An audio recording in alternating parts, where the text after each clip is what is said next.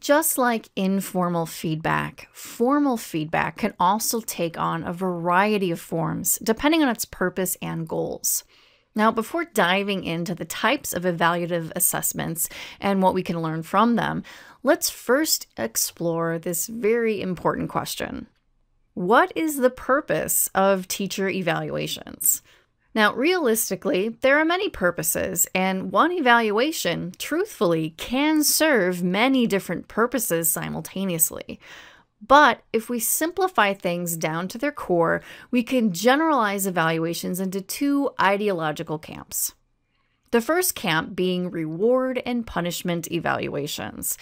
These evaluations are evaluations whose purpose is to measure the effectiveness of the teacher so that teachers can be ranked and rewarded for excellence and likability, or conversely punished or fired for failure to produce adequate scores. Now, as an MCT, I've taught at a lot of shops with this type of evaluative method. And let me say, I've witnessed firsthand that this type of evaluative method does not work.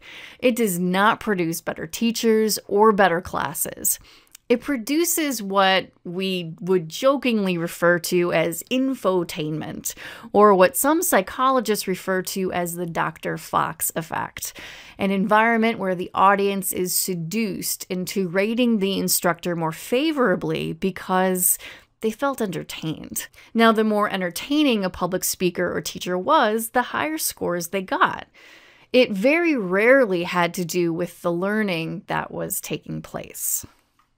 Now, personally, I feel these overly simplistic reward and punishment type evaluations often fail on several levels, failing both the teachers and the students. There is so much that goes into the makeup and execution of a successful class, and such reward and punishment type evaluations are usually written in such a way that neglect to open up a dialogue for discussion on ways for that instructor or the curriculum to be improved upon. That's why formal evaluations, whose purpose is educational growth and development, usually perform much better in the long term. Even in for-profit classroom situations, the product being sold is an education. Those students are walking into that classroom with a problem or a knowledge gap, and that training is supposedly going to solve said problem. If it doesn't, that evaluation would hopefully explain why.